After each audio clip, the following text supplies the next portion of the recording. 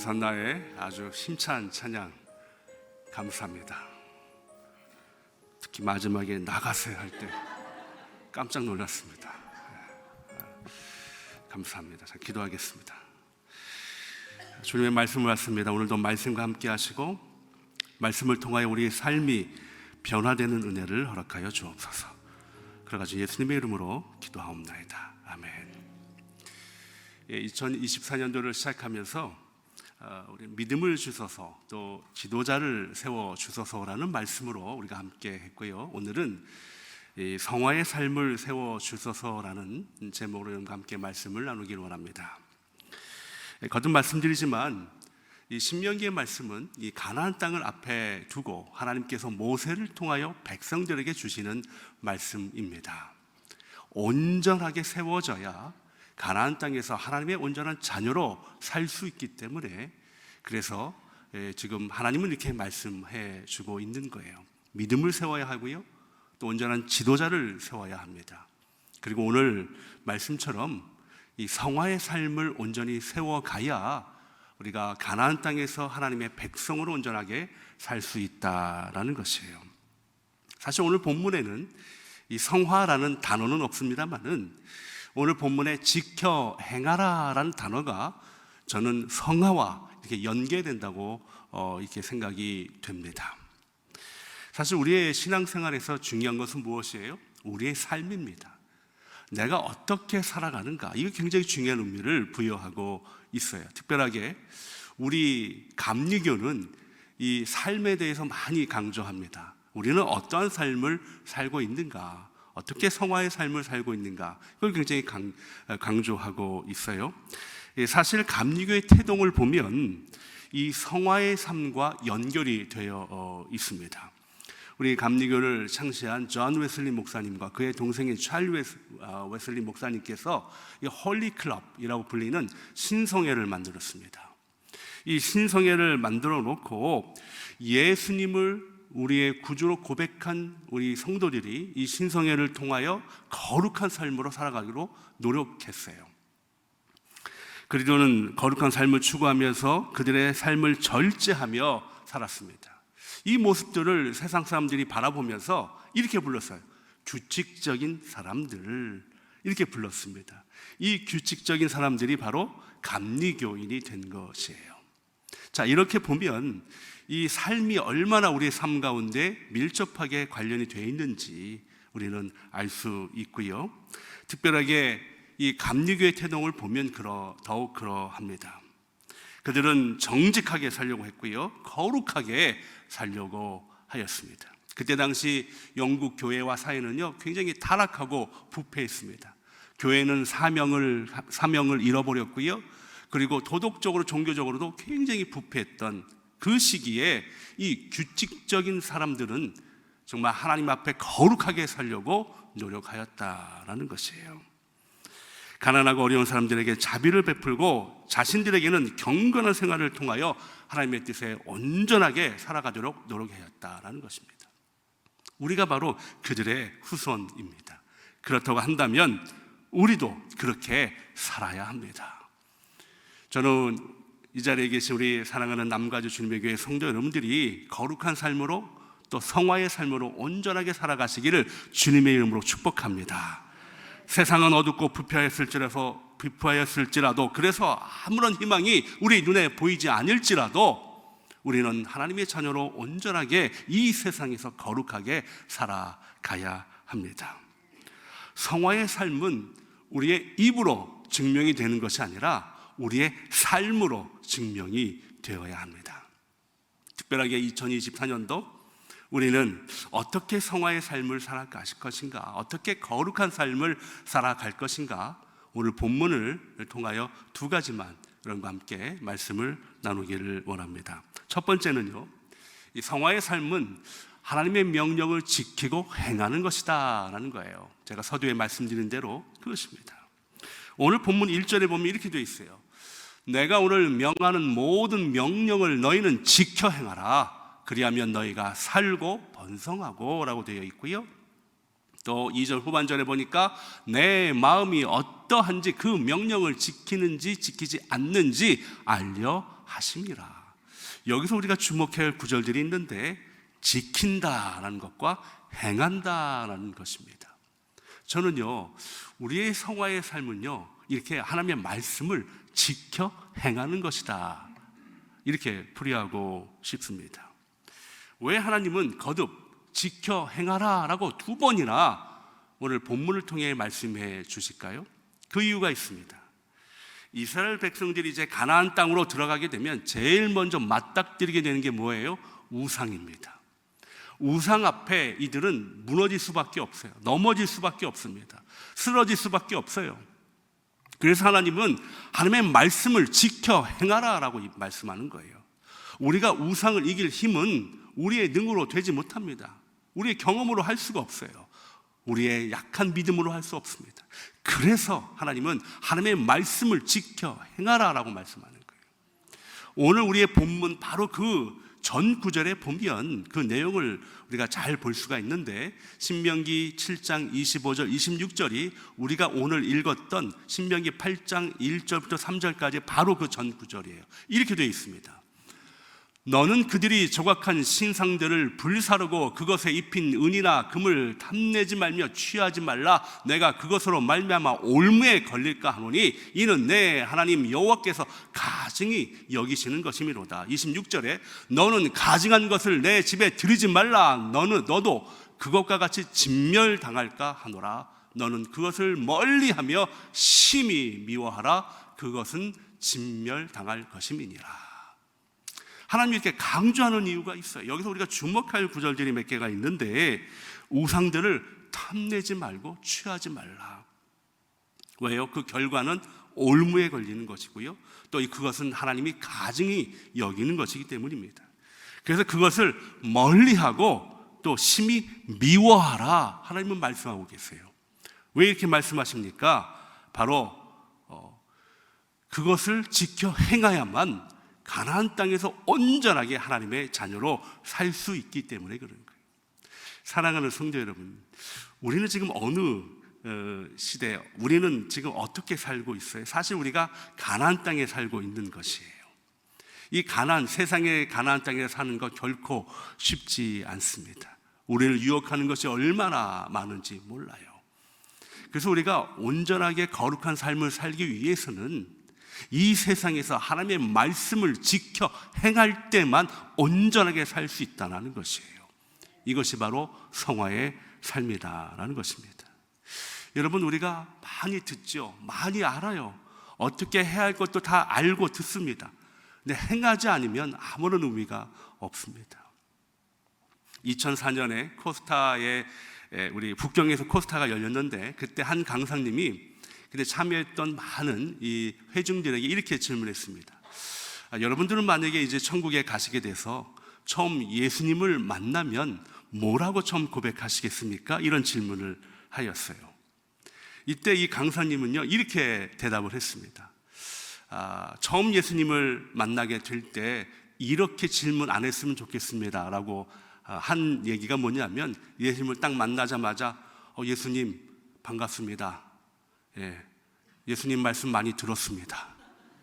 뭐 이렇게 인사하지. 이거를 우려하였어요. 혹 여러분, 그렇습니다. 이 땅에 살면서 우리가 예수님의 이야기에서 얼마나 많이 들었습니까? 아는 것이 얼마나 많아요. 그렇지만 그 예수님을 경험하지 못하고 예수님의 삶을 우리의 삶 속에서 풀어내지 못한다면 아무런 의미가 없는 거예요.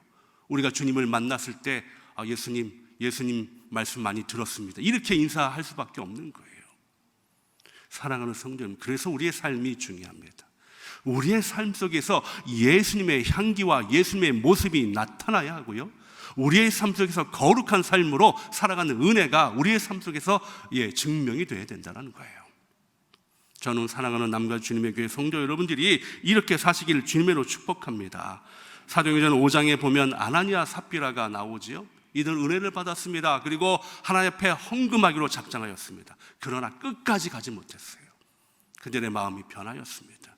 행동으로 옮기지 못했어요. 실천으로 옮기지 못했습니다. 그래서 성경은 사도행전 5장의 아나니아 삽비라의 말씀을 통해서 우리에게 주는 교훈은 무엇입니까? 끝까지 실천하지 못하면, 행동하지 못하면 뭐예요? 아무것도 아닌 거예요.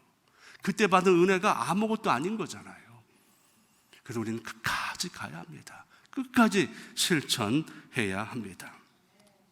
믿음은 하나님의 명령을 우리의 행동으로 보여주는 것이다 라는 거예요.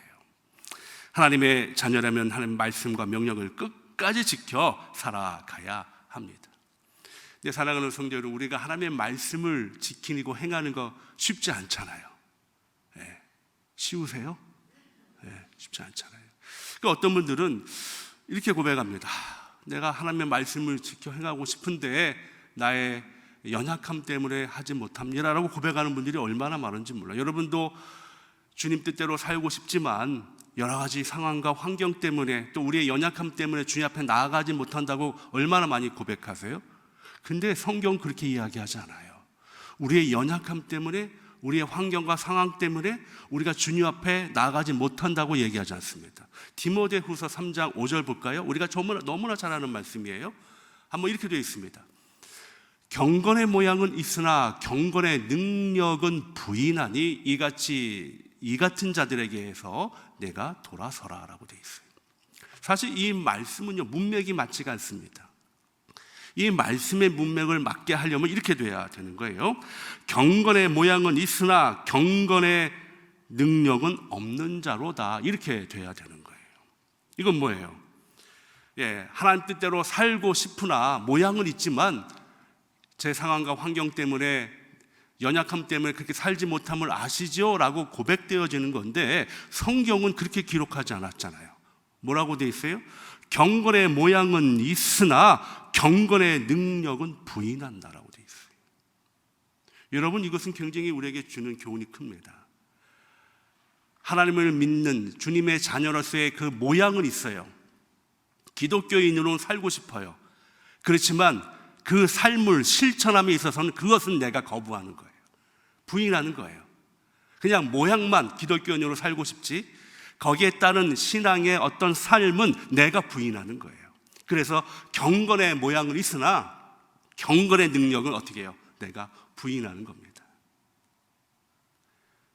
입으로만, 모양으로만, 보여지는 것만 기독교인으로는 내가 살고 싶지만 그에 따르는 합당한 삶은 내가 거부하는 거예요.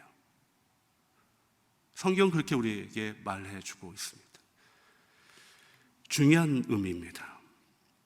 그래서 우리는요, 경건의 모양도 있다면 능력도 함께 합당하게 살아가는 그런 귀한 자녀가 되어야 합니다. 그게 거룩한 삶이고요, 그것이 성화의 삶이다라는 거예요. 예수님을 진정으로 경험하면 예수님이 원하는 삶으로 살 수밖에 없어요. 기독교 경건주의의 대표적인 이 선구자적인 신학자가 있습니다. 독일 신학자인데요, 그 요한 아른튼이라는 신학자가 있어요. 이 요한 아른튼이라는 신학자는 특별하게 이 성도님들의 거룩한 삶에 대해서 강조했습니다. 사실 그때 당시에 이 종교 개혁자들, 신학자들은 어떤 교리나 신학에 대해서 관심을 많이 두었는데 이 요한 아른트는 신학이나 교리보다는요, 이 우리들의 삶에, 거룩한 삶에 대해서 더 집중했어요. 그래서 이런 얘기가 있습니다. 종교 개혁자 마틴 루터가 기독교 교리에 있어서 개혁자라면 요한 아른트는 기독교 삶에 있어서 개혁자다라는 말이 있어요. 그만큼 우리의 삶에 강조했던 신학자입니다. 이 요한 아른튼 신학자가 책을 썼는데 그 책 제목이 뭐냐면요, 참된 기독교의 네 권의 책, 이게 제목이에요. 근데 이 책 제목만 이렇게 되어 있는 것이 아니라 참된 기독교의 네 권의 책, 근데 여기는 부제가 있습니다. 부제가 좀 길어요. 제가 오늘 여러분에게 이 부제를 소개하고 싶어요. 이 부제에 이렇게 되어 있습니다. 구원에 합당한 회개와 참된, 즉 내적으로 체험된 신앙과 올바른 기독교인의 거룩한 삶으로의 변화를 위한 지침, 이게 책 제목이에요. 근데 여기서 우리가 세 가지를 주목해야 합니다. 하나는 뭐냐면 구원에 합당한 회개예요. 회개해야 된다는 거예요. 두 번째, 회개를 통한 뭐합니까? 그 다음 단계는 내적으로 예수님을 경험하는 거예요. 체험하는 거예요. 그 다음 마지막 3단계는 뭐예요? 그렇게 된다면 우리가 거룩한 삶으로 살아가야 된다는 거예요. 이것이 바로 이 땅에서 우리가 살아가야 할 삶의 모습입니다. 회개하고 예수님을 경험했다면 그러면 이제 우리는 거룩한 삶으로 살아가야 한다라는 것이에요. 저는요, 우리가 이 땅에 사는 동안에 바로 이 거룩한 삶으로 살아가는 귀한 은혜가 저와 여러분의 삶에 있기를 주님의 이름으로 축복합니다. 여러분들 회개하셨잖아요. 갑자기 물어보니까 당황스럽죠? 네. 언제 했나, 내가 또 했나 안 했나, 지금 막 날짜를 계산하고 회개하셨죠. 그리고 예수님을 경험하셨잖아요. 체험하셨잖아요. 네. 이럴 때는 아멘이 나와야 되는데 아직도 생각하는 분이 있어요. 그렇다고 한다면 지금 우리는 거룩한 삶으로 살아가야 합니다. 어떤 분들은 그러면 우리가 어떻게 거룩한 삶으로 살아갈까? 하나님의 말씀과 명령을 어떻게 지켜 행할까? 너무 크게 생각하시는 분들이 있어요. 저는요, 말씀을 묵상하면서 이렇게 조금 여러분에게 이것을 풀이하고 싶어요. 우리가 어떻게 하면 그러면 하나님의 말씀을 지켜 행할까? 거룩한 삶으로 살아갈까? 저는요, 먼저 하나님을 의식하는 삶으로 살았으면 좋을 것 같아요. 매 순간 하나님을 의식하는 삶. 여러분이 상황과 환경 속에서 맞닥뜨리는 그 상황과 환경 속에서 그때마다 말씀을 기억하며 하나님을 의식하며 조금씩 살아가게 되죠. 처음에는 그게 힘들어요. 처음에는 하나님을 의식하기보다는 나의 생각과 나의 의지가 많이 나타나게 되지요. 그러나 계속적으로 의도적으로 내가 하나님을 의식하고 살아간다면 어느 순간부터 하나님의 그 은혜가 나를 잠식하게 되고, 그리고 하나님을 의식하고 살아가게 되면 자연적으로 하나님을 의지하게 된다는 거예요. 이것이 뭐예요? 거룩한 삶입니다. 이것이 바로 성화의 삶이에요. 오늘부터 세상에 나가서 여러분들 하나님을 의식하십시오. 하나님이 눈에 보이지 않을지라도 내 옆에 하나님의 계심을 인지하시고 그 하나님을 의식하고 산다면 자연적으로 우리는 하나님을 의지하는 삶으로 살아가게 되고, 그것이 바로 성경이 우리에게 이야기하는 거룩한 삶이요 성화의 삶이 될 줄 믿습니다.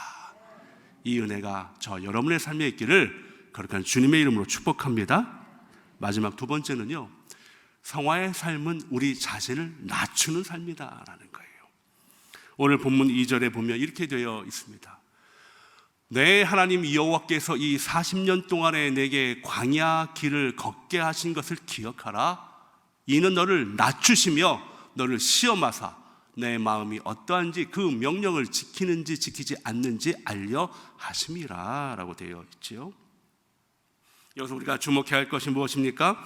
내게 광야 길을 걷게 하신 것을 기억하라 라는 거예요. 기억하라. 왜 하나님은 기억하라고 했을까요? 여기에 분명히 하나님의 목적과 의도가 있는 거예요. 의도가 있습니다. 그것을 기억하라는 거예요. 우리가 때때로 시험과 어려움에 처할 수 있습니다. 그때마다 우리는 왜 나만 겪는 고난이냐고 이러면서 찬양을 부르듯이 하나님을 원망할 때가 있지 않습니까? 그렇잖아요. 근데 하나님은 그 시간을 통하여 우리에게 주시고자 한 메시지가 있음을 우리는 기억해야 합니다. 비록 광야의 길을 걸어갈지라도 힘들고 어려운 불 가운데 지날지라도 그 길을 걷게 하신 하나님의 분명한 의도와 목적이 있음을 기억하면 우리는 그 길이 결코 고통의 길이 아님을 깨닫게 되지요. 하나님은요, 그것을 우리에게 알려주시고 있습니다. 오늘 이스라엘 백성들에게 그것을 기억하라. 무엇을 기억하라고요? 바로 너희를 낮추는 것을 기억하라. 왜 하나님은 이스라엘 백성들을 낮추는 그 시험을 주게 할까요? 그래야만 하나님의 온전한 자녀의 삶을 살 수 있기 때문에 그래요. 우리가 높아지면 높아질수록 우리는 결코 하나님을 따르지 않습니다. 따르지 않아요. 그렇기 때문에 우리는 계속 내 자신을 낮추는 삶으로 살아가야 합니다. 사랑하는 성도 여러분, 성화의 삶은요, 높은 데 있지 않아요. 낮은 곳에 있습니다. 여러분들 예수님을 만나기 원하십니까? 그러면 우리는 높은 곳에서는 예수님을 만나지 못해요. 낮은 곳으로 가야 예수님을 만납니다. 예수님은 항상 낮은 곳에 있으세요. 그렇다면 우리가 우리의 삶을 낮춰야 예수 그리스도를 진정으로 만날 수 있습니다. 높은 곳에서는 결코 성화의 삶을 기대할 수 없어요. 제가 몇 주 전에 1월 첫 주죠. 둘째 주에 우리 토요일 날 임원 수련회를 가졌습니다. 이곳에 한 시간 정도 떨어진 수련회장에서 가졌는데, 그때 제가 죽은 교회를 부검하다라는 책을 우리 임원들과 함께 나누었습니다. 목회자이며 교회 연구자인 그 톰 레이너라는 목사님이 쓰신 책인데요, 이 목사님이 14교회, 문을 닫은 14교회를 방문해서 왜 이 교회는 문을 닫았는가 연구하고 조사하고 만들어낸 책이 바로 죽은 교회를 부검하다라는 책입니다. 제가 이것을 임원들과 함께 나누었어요. 여기서 이 10가지의 요인들로 인하여 교회들이 문을 닫았다라는 것입니다. 그 중에 제가 2가지를 좀 오늘 말씀에 연계해서 좀 여러분과 함께 나누길 원하는데, 그 중에 한 가지는 뭐냐면, 어떤 교회가 문을 닫았냐면 과거의 영광에 사로잡힌 교회. 그러니까 우리 교회가 옛날에 이 지역에서 제일 컸어, 예산도 제일 많았고 교인도 제일 많았어, 우리 교회 프로그램이 얼마나 많은지 알아? 라고 이 과거의 영광에 사로잡힌 교회, 그래서 그것을 통하여 스스로 교회를 높이는 교회가 문을 닫았다는 거예요. 여러분들도 어디 가서 우리 교회 자랑하지 마세요. 겸손하게. 문을 닫았습니다. 또 어떤 교회가 문을 닫았느냐, 2번째 요인 중에 하나는 뭐냐면 탐욕에 사로잡힌 교회입니다. 탐욕에 사로잡혔다. 이 교회가 무슨 탐욕이 있겠어요? 근데 여기서 말하는 탐욕은 무엇이냐면 지역이나 선교가 아닌 교인들의 복지에만 관심을 두었던 교회. 그것을 통해 우리끼리 너무 재미있고 행복하고 우리에만 즐거움을 찾았던 교회가 문을 닫았다는 거예요. 내용은 다르나 마치 바벨탑처럼 높아지려는 인간의 본성이 배어져 있습니다. 높아지려고 하면요, 그러면 하나님이 역사하지 않습니다. 우리는 낮아져야 그곳에서 예수님을 만나게 되고 그곳에서 온전한 예수 그리스도의 삶을 살 수가 있다라는 거예요. 낮아져야 합니다. 낮아져야 됩니다. 철저하게 낮아져야 합니다. 제가 우연히 책에서 이런 글을 읽게 되었어요. 1880년대 이 산업화가 유럽에 불어닥쳤을 때 굉장히 그 사람들의 삶이 급격하게 변화가 되었습니다. 그 사람들의 일상의 삶이요, 너무 빨라진 거예요. 속도가 빨라진 거예요. 그 전에 농경 사회에서 있을 때는 물론 부지런하게 그들도 일어나서 농사 짓고 열매를 맺는 삶을 살았습니다만, 때로는 자연재해를 통해서 농사를 멈추기도 하고, 때로는 그것을 통해서 그들이 느긋한 일상의 삶을 이렇게 즐겼다면, 이 산업화가 되면서 그러지 않는 거예요. 물건들이 만들어지기 시작하면서 더 사람들에게 욕심이 생기잖아요. 그러니까 쉬지 않고 공장을 가동하게 되고, 그러다 보니까 사람들이 정신없이 그 시간에 매여서 살게 되었습니다. 이런 속도에 반발하는 운동이 프랑스 파리에서 열리게 되었어요. 바로 플라네르라는 운동입니다. 이 플라네르라는 운동의 뜻은 뭐냐면 프랑스어로 이런 뜻이에요. 한가롭게 배회하는 산책자들, 이런 뜻입니다.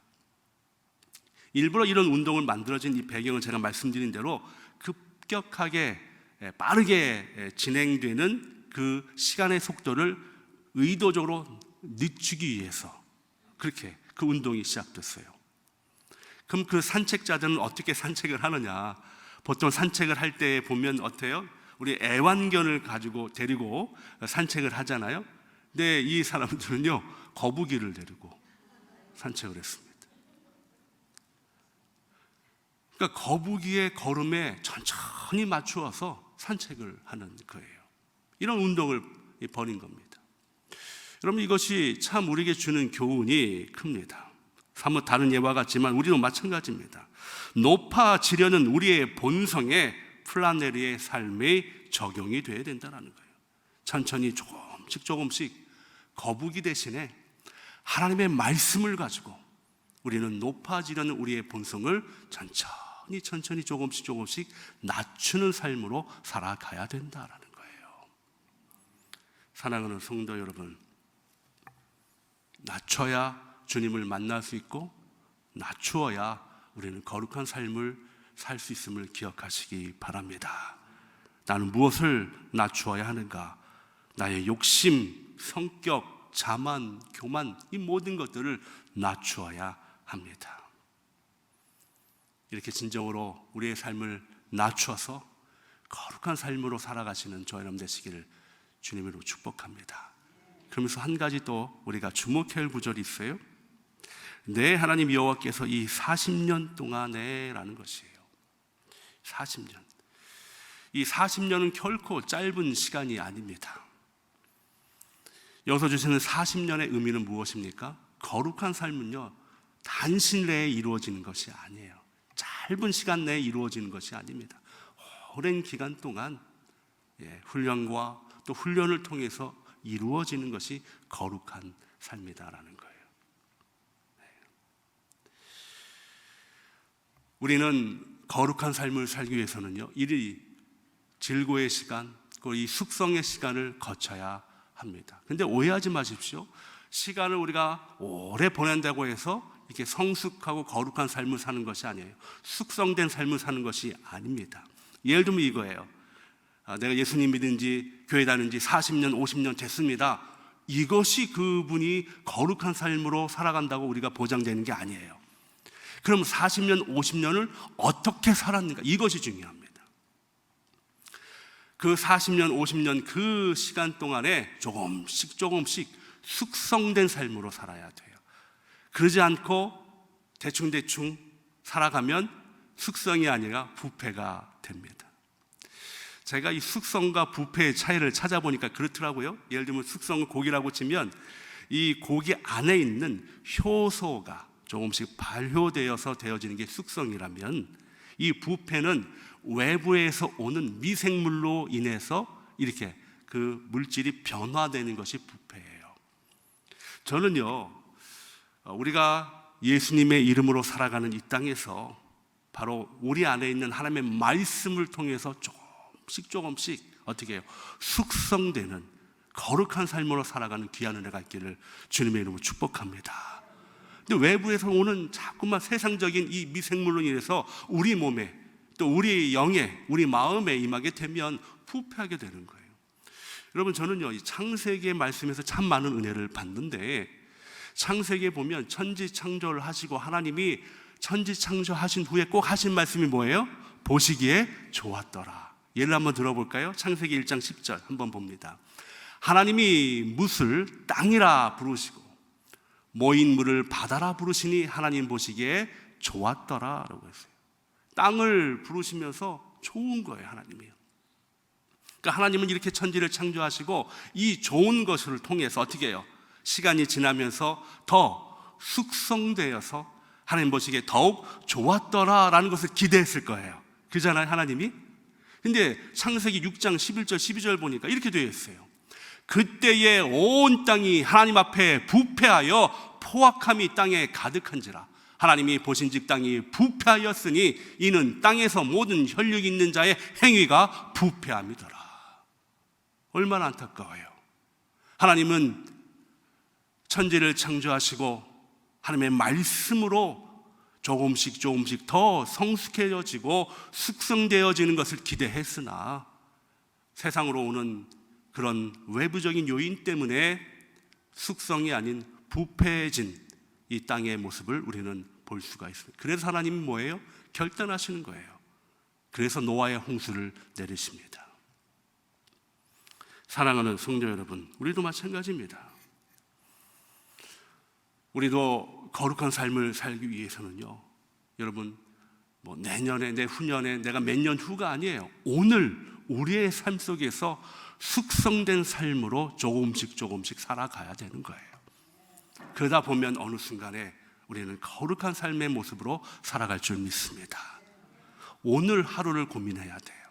오늘 하루를 결단해야 돼요. 제가 아까 말씀드린 대로 오늘 하루를 하나님을 의식하면서 살아갈 때에, 그리고 오늘 하루를 하나님 앞에 온전히 드리는 마음으로 나아갈 때 우리는 조금씩 우리의 삶 속에서 숙성된 삶으로, 거룩한 삶으로, 성화의 삶으로 살아갈 줄 믿습니다. 참 제가 좋아하는 찬양 중에 원하고 바라고 기도합니다라는 찬양이 있습니다. 이 찬양의 가사가요, 참 오늘 이 말씀과 좀 많이 비슷해요.